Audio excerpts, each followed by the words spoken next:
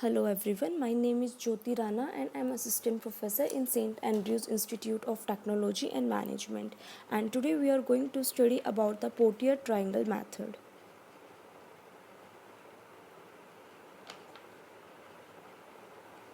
पोर्टियर triangle method Portier triangle method मेरा एक voltage regulation method होता है जिसको मैं अपने अल्टरनेटर में यूज़ करती हूँ वोल्टेज रेगुलेट करने के लिए।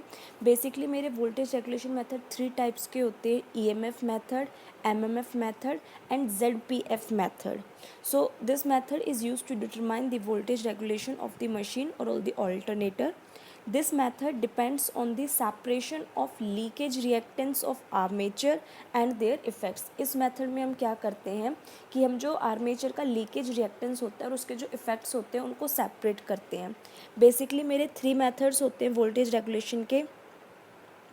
EMF method. So EMF method में क्या करते हैं कि जो टोटल ड्रॉप होता है वो मेरा होता है is due to the leakage of reactance. EMF method में जो मशीन में मेरा टोटल ड्रॉप है रिएक्टेंस की वजह से, सिर्फ उस मेथड के डिपेंडेंट पे हम ईएमएफ मेथड कैलकुलेट करते हैं. Then we have MMF method. MMF method में हम क्या करते हैं कि जो टोटल ड्रॉप होता है आर्मेज लीकेज रिएक्टेंस का, उसके डिपेंडेंट पे हम लोग एमएमएफ मेथड कैलकुलेट करते हैं. बट जेडपीएफ मेथड में क्या होता है कि हम इन दोनों मेथड्स को, ईएमएफ प्लस एमएमएफ, दोनों मेथड्स को सेपरेटली कंसिडर करते हैं. ठीक है. और इस मेथड में हमें OCC, open circuit characteristics and ZPFC, zero power factor characteristics हम यूज़ करते हैं to determine the voltage regulation method. अब जेडपीएफसी मेथड हम क्यों यूज़ करते हैं? क्योंकि जेडपीएफसी जो मेरा मेथड होता है वो मेरा मोर एक्यूरेट होता है और इससे जो मेरा रिजल्ट आता है वो मोर एक्यूरेट रिजल्ट आता है. जबकि जो EMF method and MMF method होता है इसमें सिर्फ हम एक एक कंपोनेंट कंसिडर करते हैं. लाइक ईएमएफ में जो मेरा टोटल ड्रॉप होता है वो सिर्फ लीकेज ऑफ रिएक्टेंस की वजह से होता है, और एमएमएफ में जो टोटल ड्रॉप होता है वो due to armature leakage reactance की वजह से होता है. बट जेडपीएफ में, ज़ीरो पावर फैक्टर मेथड में, या फिर हम इसको पोर्टियर ट्रायंगल मेथड भी बोलते हैं, इसमें हम दोनों इफ़ेक्ट्स को, जो दोनों ड्रॉप है, मैं दोनों को कंसिडर करती हूँ और उसके डिपेंडेंट पे फिर मैं अपनी कैरेक्टरिस्टिक्स, अपने ग्राफ को ड्रॉ करती हूँ. सो ये मेथड मेरा मोर एक्यूरेट होता है और इससे जो मेरा रिजल्ट आता है वो मोर एक्यूरेट और रिलायबल रिजल्ट होता है. सो सबसे पहले मैं आप लोगों को इसके स्टेप बता देती हूँ कि पोर्टियर ट्रायंगल मेथड हम कैसे बनाते हैं. आई होप आप लोगों को पोर्टियर ट्रायंगल मेथड की समरी क्लियर होगी कि पोर्टियर ट्रायंगल मेथड मेरा एक वोल्टेज रेगुलेशन को कैलकुलेट करने का मेथड है. वोल्टेज रेगुलेशन को, अल्टरनेटर की वोल्टेज रेगुलेशन को डिटरमाइन करने के लिए हम लोग पोर्टियर ट्रायंगल मेथड यूज़ करते हैं. इसको पोर्टियर ट्रायंगल मेथड या फिर ज़ीरो पावर फैक्टर मेथड भी बोला जाता है. ये जो मेथड होता है ये मेरा डिपेंड करता है separation of leakage reactance and armature and their effects पे. मतलब इस मेथड में हम सेपरेट करते हैं आर्मेचर रिएक्टेंस की लीकेज को और उसके इफ़ेक्ट्स को. ठीक है. मेरे 3 मेथड होते हैं वोल्टेज रेगुलेशन के: ईएमएफ, एमएमएफ एंड जेडपीएफसी. बट जेडपीएफसी मेरा मोर एक्यूरेट एंड मेरा मोर रिलायबल मेथड होता है क्योंकि मैं इसमें दोनों ड्रॉप्स को कंसिडर करके चलती हूँ. सो सबसे पहले हम इसके स्टेप्स पढ़ लेते हैं, फिर मैं आपको बताऊँगी कि यह ग्राफ हम कैसे बनाते हैं. सो सबसे पहले स्टेप 1 क्या है कि it is made between field current I F, मतलब एक्स एक्सिस पे मैं आई एफ लेती हूँ, and open circuit voltage V या फिर ई वाई एक्सिस पे. मेरी 2 एक्सिस होती हैं, एक्स एक्सिस और वाई एक्सिस. तो ये जो मेरा ग्राफ प्लॉट होता है ये मेरा between field current and open circuit voltage के बीच में बनता है. तो फील्ड करंट मैं इसमें लेती हूँ एक्स एक्सिस पे, और जो मेरी ओपन सर्किट वोल्टेज है ई वो मैं लेती हूँ अपनी वाई एक्सिस पे. उसके बाद में मैं इसमें ओसीसी की कैरेक्टरिस्टिक ड्रॉन करती हूँ. ओसीसी की कैरेक्टरिस्टिक क्या होती है कि पहले स्ट्रेट होती है और फिर थोड़ी सी इंक्लाइंड होती है. इंक्लाइंड की होती है due to saturation.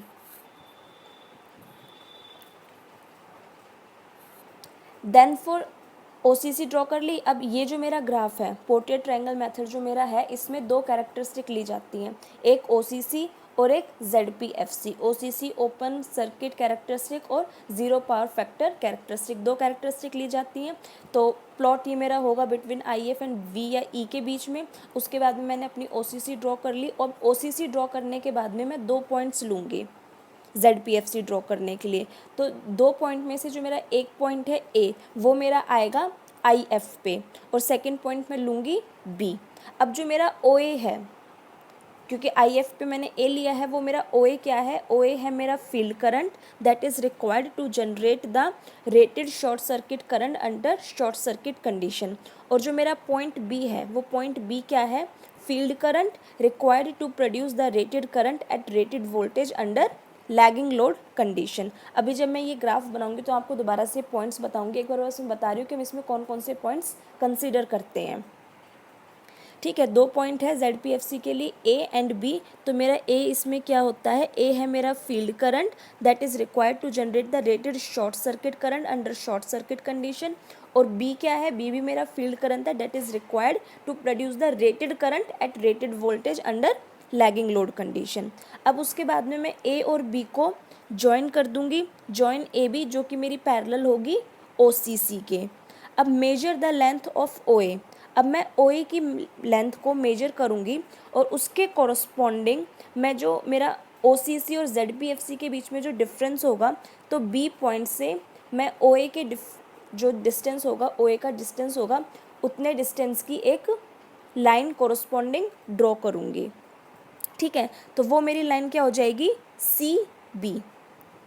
Major the length of OA and corresponding to it draw between OCC and ZPFC। OCC और ZPFC के बीच में मैं एक लाइन ड्रॉ करूंगी B पॉइंट से। ठीक है, जिसका डिस्टेंस मेरा किसके इक्वल होगा, OA के। तो OA मेरी किसके इक्वल होगी, BC के।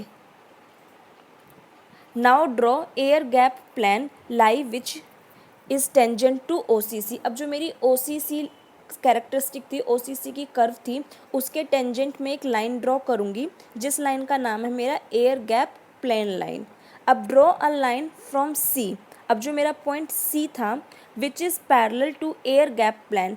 अब मैं पॉइंट C से एक लाइन ड्रॉ करूंगी जो मेरी पैरेलल होगी एयर गैप प्लान के, और जो मेरी टच करेगी मेरे पॉइंट OCC को, OCC की जो कर्व थी उसको टच करेगी। ठीक है, और जहाँ पर वो टच करेगी उसको मैं मार्क दूंगी D। अब वहाँ पे मार्क D देने के बाद में मैं ज्वाइन कर दूंगी CD को, तो मेरा CDB एक ट्राइंगल बन जाएगा जिसको हम बोलते हैं पोर्टियर ट्राइंगल मेथड। उसके बाद में ड्रॉ करने के बाद में मैं D से एक परपेंडिकुलर ड्रॉ करूँगी CB के अक्रॉस, जो DH में एक परपेंडिकुलर ड्रॉ करूँगी, DH परपेंडिकुलर टू CB। अब ये सारी करने के बाद में जो मेरा ग्राफ बनेगा वो कुछ इस तरीके से बनेगा। ठीक है, सो अब मैं आप लोगों को बताती हूँ कि ये ग्राफ हम कैसे प्लॉट करते हैं। आई होप आप लोगों को इसमें टर्म्स समझ में आ गई होंगी कि हम किस किस के बीच में ग्राफ प्लॉट करेंगे, और जो मैं इसमें टर्म्स लूँगी वो क्या क्या होंगी। अभी जब मैं ग्राफ बनाऊँगी तो मैं दोबारा से रिपीट कर दूँगी, बट ये कैरेक्टरिस्टिक्स अगर कभी भी आप पोर्ट्रेट ट्रायंगल मेथड बनाते हैं, अगर आपके एग्जाम में कभी भी पोर्ट्रेट ट्रायंगल मेथड का क्वेश्चन आता है तो उसके लिए बहुत इंपॉर्टेंट है कि आपको इसके स्टेप्स पता हों, इसलिए मैंने आप लोगों को इसके स्टेप्स बताए हैं। अगर स्टेप्स नहीं पता होंगे तो पोर्ट्रेट ट्रायंगल मेथड बनाते टाइम आप लोग कंफ्यूज हो जाएंगे और आप उसको समझ नहीं पाएंगे। इसलिए कभी भी पोर्ट्रेट ट्रायंगल मेथड बनाओ तो उसके लिए सबसे पहले इसके स्टेप्स को पढ़ना कि स्टेप्स क्या होते हैं इसके। तो पोर्ट्रेट ट्रायंगल मेथड कैसे, पोर्ट्रेट ट्रायंगल मेथड मैंने आपको बताया कि ये मेरा बनता है field current and open circuit voltage के बीच में। सो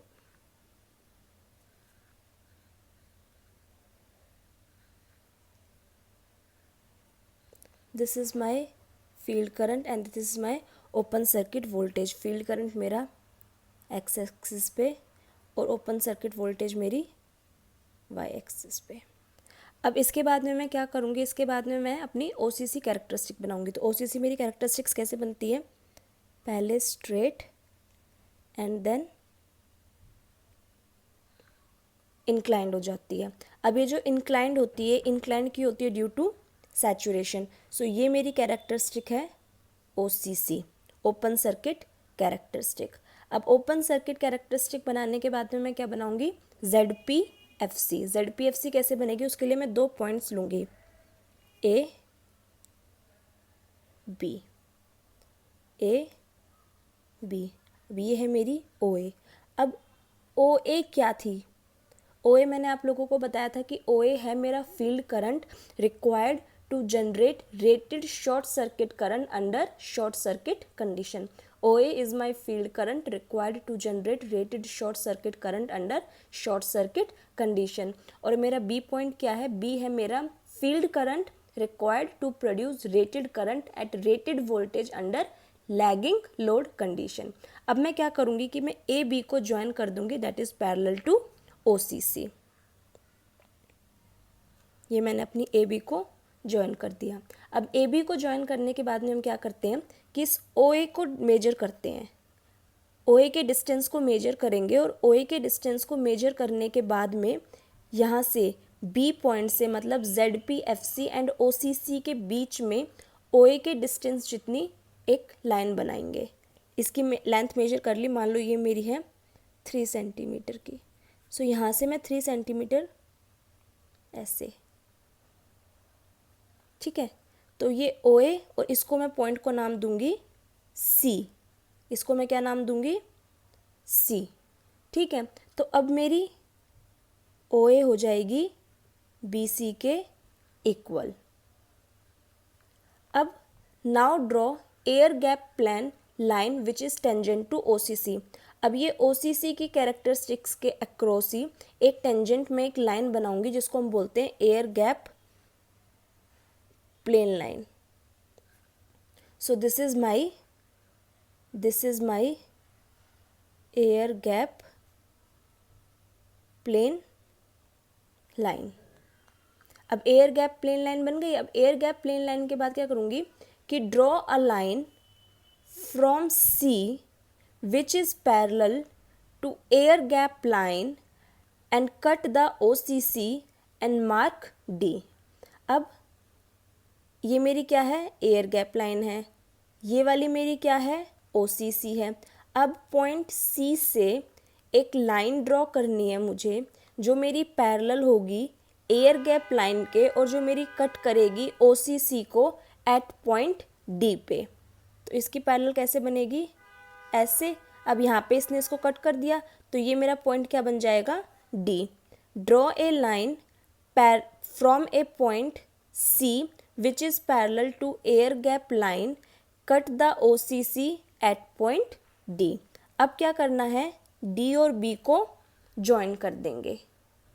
अब ये जो मेरा ट्राइंगल बन गया दिस, सो अब ये मेरा क्या बन गया सी डी बी मेरा क्या है पोर्टियर ट्राइंगल मेथड। अब पोर्टियर ट्राइंगल मेथड बनने के बाद में मैं क्या करूँगी कि फ्रॉम पॉइंट डी एक परपेंडिकुलर बनाऊँगी D H perpendicular to C B के।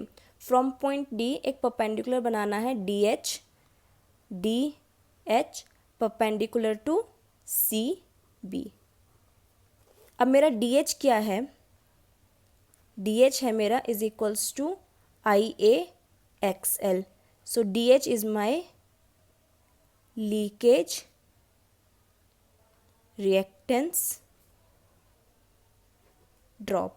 अब लीकेज रिएक्टेंस ड्रॉप है तो यहाँ से एक्सएल निकल जाएगा। एक्सएल कितना आएगा डी एच अपॉन में आई ए। अब लीकेज रिएक्टेंस ड्रॉप निकल गया एक्सएल। अब इसके बाद मैं यहाँ पे निकाल लूँगी ई आर। ई आर की वैल्यू क्या होगी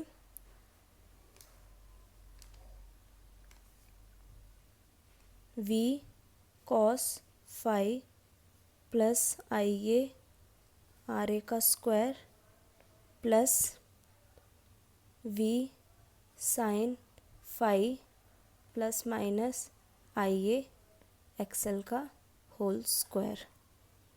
और यहाँ से मेरी निकल जाएगी I F R corresponding to E R from O C C. तो यहाँ से मैं अपना एक्सएल मेजर कर लूँगी और ई आर मेजर कर लूँगी। सो आई होप आप लोगों को पोर्ट्रेट ट्रायंगल मेथड समझ में आया होगा कि पोर्ट्रेट ट्रायंगल मेथड कैसे बनता है और पोर्ट्रेट ट्रायंगल मेथड हम किस लिए यूज़ करते हैं। Still if you have any doubts regarding portrait triangle method so you can ask me. Thank you.